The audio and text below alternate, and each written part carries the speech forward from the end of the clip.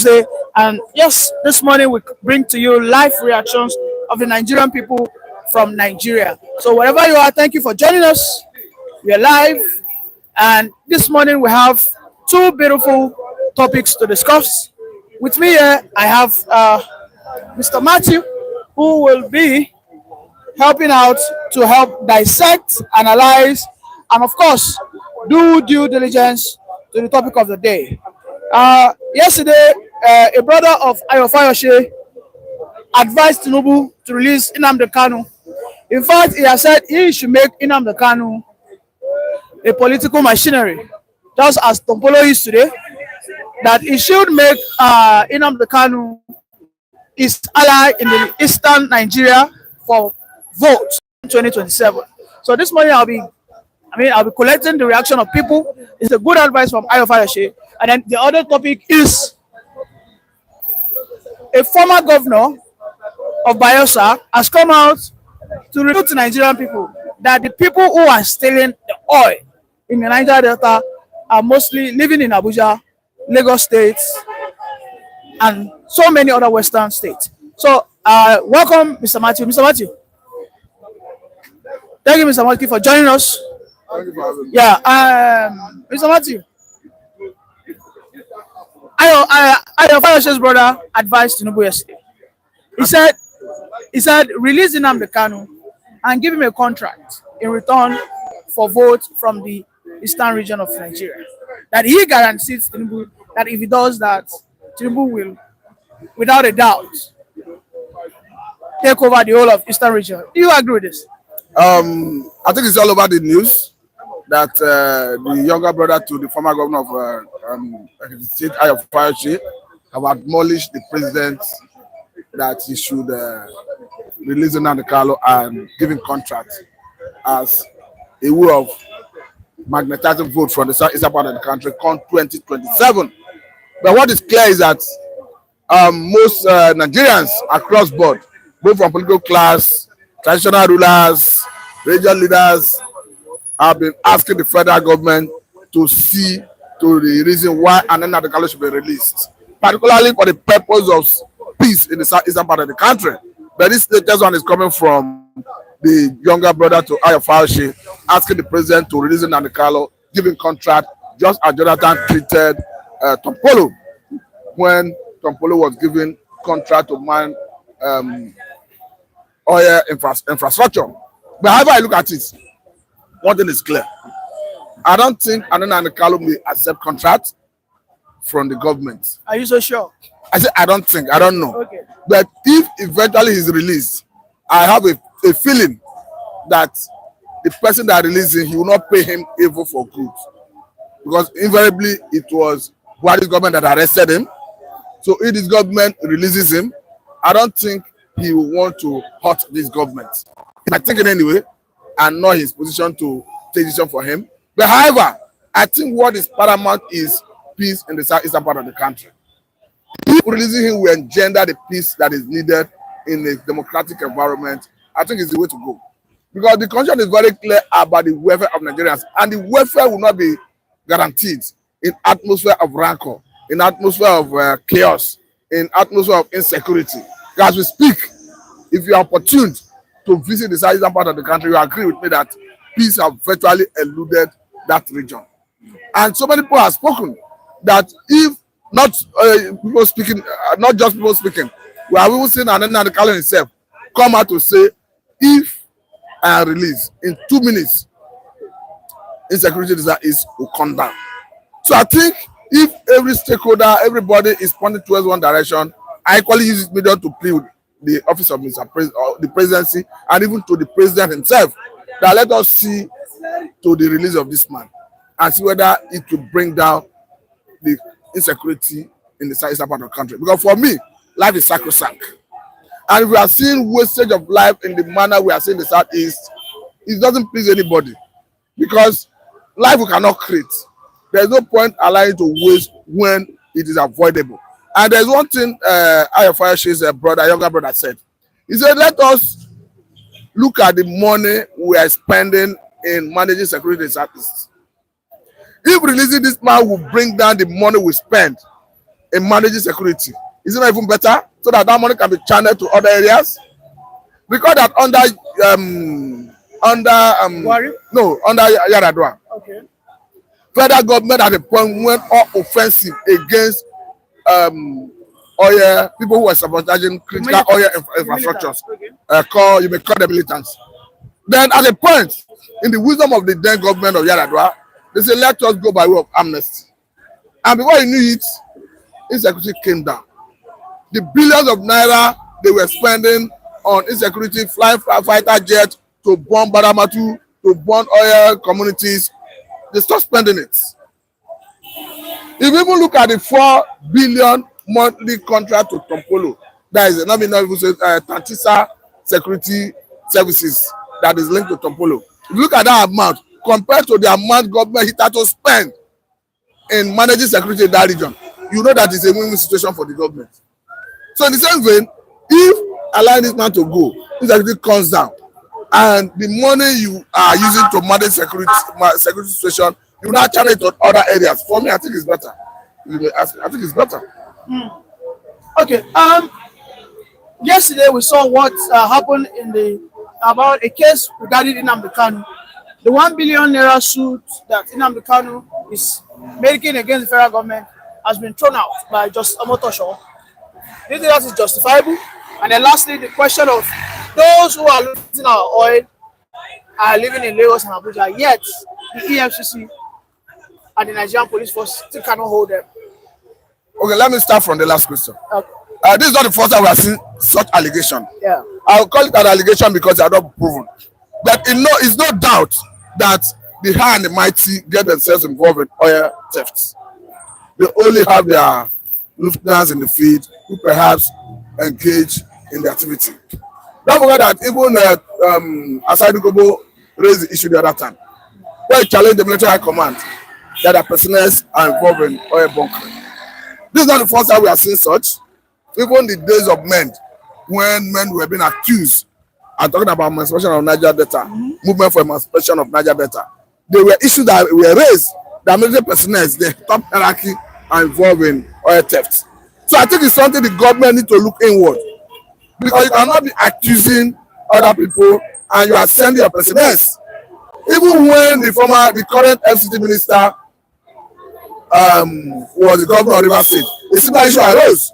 I think at that point there was an issue that arose where they have to change the director or the henchman at the Nigerian Security Civil Defense Corps. So that allegation has always been there. So the onus lie on federal government to look inward and fish out those bad eggs who you will send on national assignment instead of going there to protect the critical infrastructure. They collude and lead in the process of sabotaging the oil and perhaps making away with it to need their pockets. Going to the issue of the case involving Nnamdi Kanu, where his case was thrown out, Yeah. I think I'm not going into the detail, but however, it is. There's almost other says that he has no evidence. And what I'm trying to say in essence is, you still have a right of appeal, or to Court of Appeal and Supreme Court.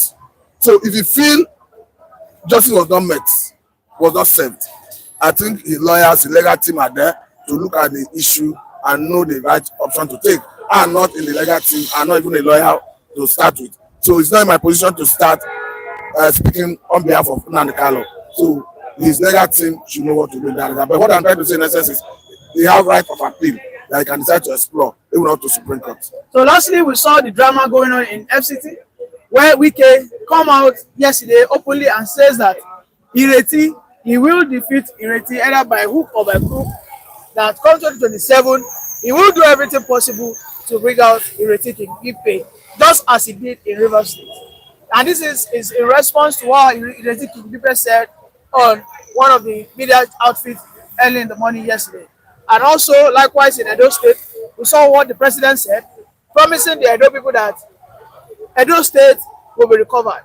And he also mentioned Oshiomhole. Oshiomhole, you know how we run things.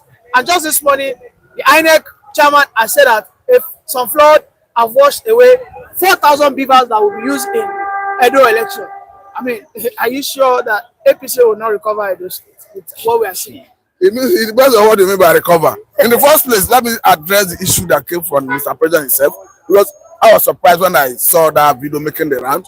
Because I do not know where the president derived the power to start deciding who he would give Edo State. Is the ground commander? Is he not the ground commander of armed forces? As at the last count, I'm aware that the power of the president do not extend to giving a state to a particular party. In Nigeria, I'm aware that the party, the election is won on the basis of number. Yes. That as a political party that is standing for election, you are entitled to go and canvass for vote, and electors will file out to vote on the day of the election fixed by the umpire. So I'm at a loss as to where the president derived the power to start deciding who to give a particular state in an election that is seen to be one man, one vote. Having said that, we understand that in Nigeria, when they talk of power of incumbency, normally in a developed and safe society, the advantage of power of incumbency is that you who have been opportune to be in power and you are deliver dividend of democracy to the people, you have opportunity of meeting the people and canvassing that based on XYZ I've done, vote for me. But unfortunately in Nigeria, the power of incumbency means I have access to control the police, army, INEC. There's a saying that who pays the piper, he who pays the piper dictates the tone. Perhaps that's what Mr. President is relying on. And Mr. President, I think it behoves on him to come out clean and explain to Nigerians what he means by, do you want Edo back? And the president of the Federal Republic of Nigeria, I'll give it to you. I think Mr. President needs to explain to us. I think it's serious. I think it's serious because just this morning, no, it's not about the beavers machines in Edo State have been flooded by water. They said the rain that fell some days ago flooded the machine. Is this not? No, this is what you said now. I've not taken prayer. I mean, it's on the daily. It's on the daily. But what I'm trying to say is, if that is true, I think we need to begin to ask questions. And Mr. President, on the basis of his statement, need to explain to the world, not just Nigerians, what he means by he will give a state to a political party in an election that is supposed to be contested on the basis of free, fair, and credible process. I think Mr. President is sending a bad signal to the international community because I think this democracy will borrow it. And the places where they practice democracy, they know what democracy stands for. I don't think the president of the United States of America, Joe Biden, will stand before party supporters and tell them that he will give a particular state that is going to into an election. Mr. Matthew, for fact-checking purposes, this is Sahara. Flooding in our Edo State office has affected 4,000 beavers machines. Electoral Commission, INEC. Now, I'm not surprised that is coming from INEC because record that in 2023 election, after INEC promised to transmit the election results electronically, they reneged and they give excuse of network glitch. So this is another strategy. Who knows what they will tell us in 2027? So for me, I think democracy is under threat. Thank you for that wonderful submission, Mr. Matthew. All right. Yes, I have Mr. Rewan. Yes, welcome. If you're just joining us, please kindly like to this video, kindly like and subscribe this video. It helps us grow, on a daily basis so that we can have a wider reach for more people to join us as we come on a daily basis to give you the live reaction and responses of the Nigerian people about the Nigerian politics. Yes, Mr. Rewan, welcome. Good morning.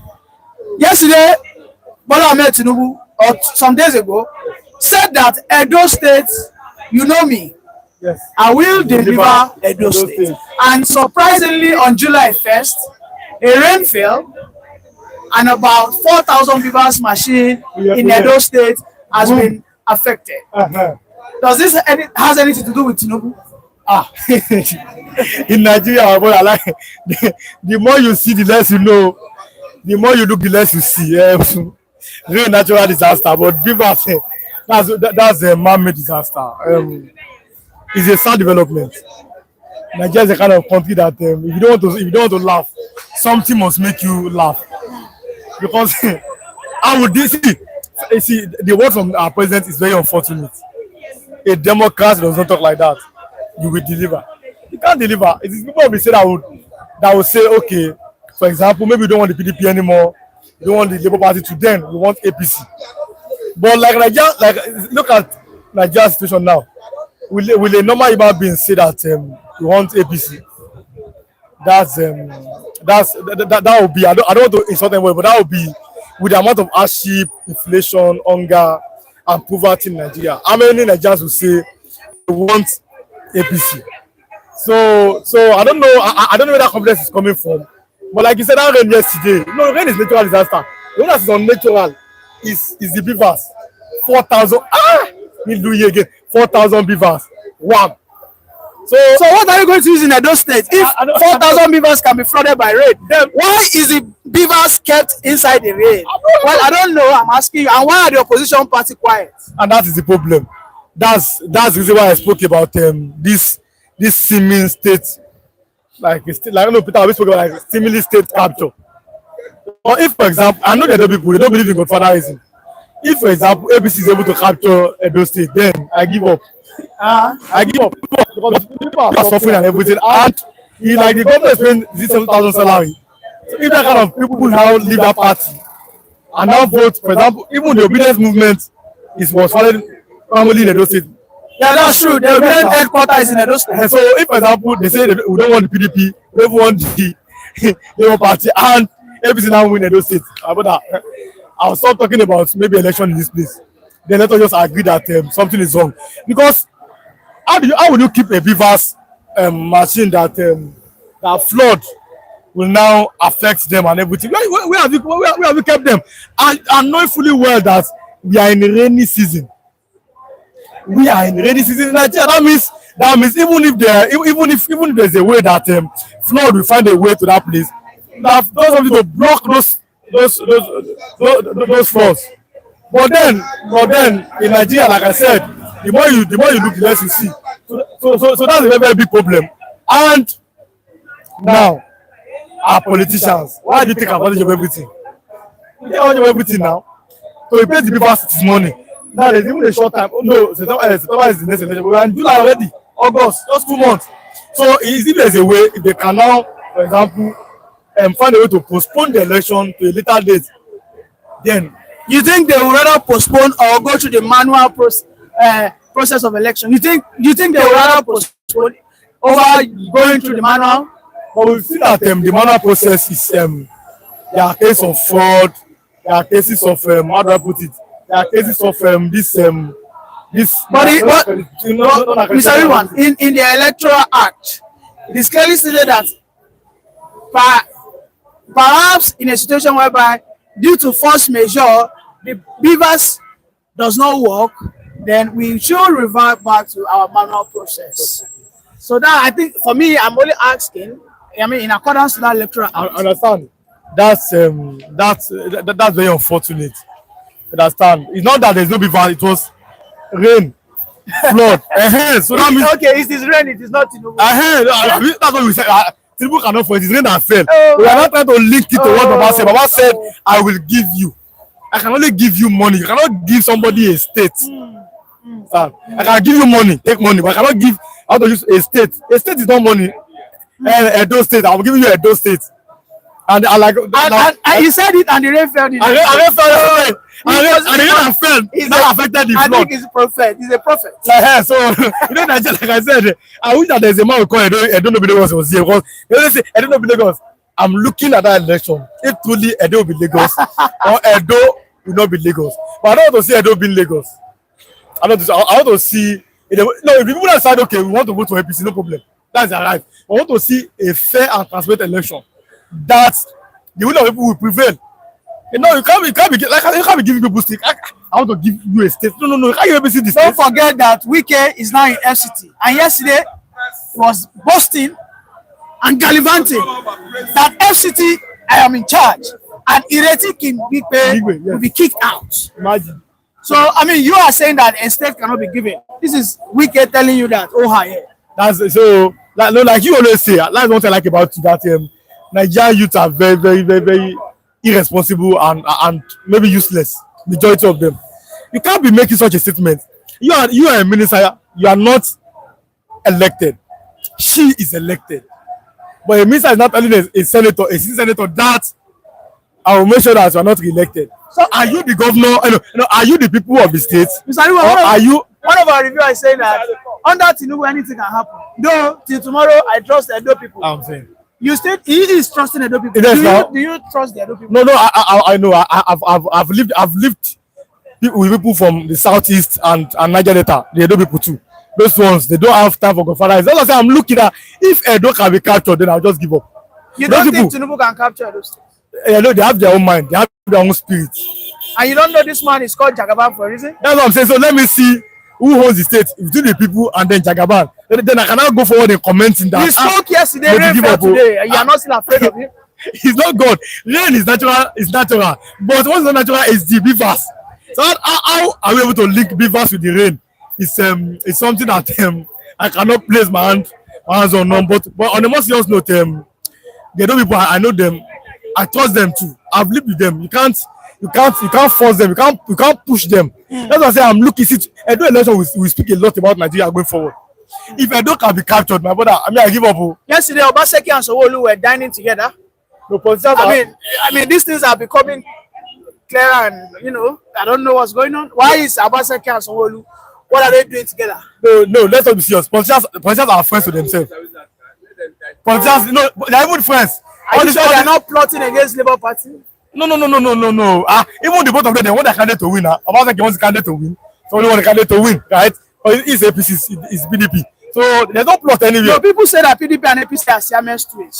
So if any of them is in power, they will still benefit. But if Labour Party gets there, their mouth will be dry. I understand. Like they say in the local parliament. Yes. So don't you think they are trying to connive? No, it is in Nigeria. The more you see, the less you know. They might think that it seems that this Labour Party, they are useless people.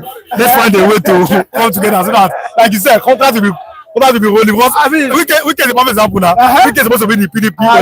You can see Weekend is eating fat. Yes, now. So Mama is jumping from. So what you said, you are right. I like you. But it might be that come on, this my brother. Let's work against this guy. If one of us later, we can still be jumping. Of course, Obaseki was in APC. Yes, he moved to PDP. So there was a time. I mean, these people are like. You understand? So I think Labour Party, useless party. You stay one place. But PDP and APC, let us find a way to so that the food can to roll. That oil can going to be in their mouth and everything. Thank you very much, Mr. Ron, for that wonderful submission. It's a wonderful scenario we have here in Nigeria, whereby the Nigerian people have been captured by two supposed biggest party, PDAPC.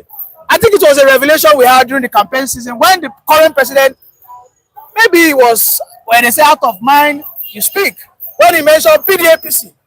And I think there's some sinister agenda going on in those states because the president yesterday said, I will give you Edo. And the next day, a miracle rain fell and over 4,000 beavers got damaged. I am inquisitive. I don't know what's going on. Do you know what's going on? Drop a comment section. We've come to the end of the program. Please kindly like, subscribe, and share this channel so that more people can join us. We'll say bye-bye for now. I'll see you tomorrow. Thank you.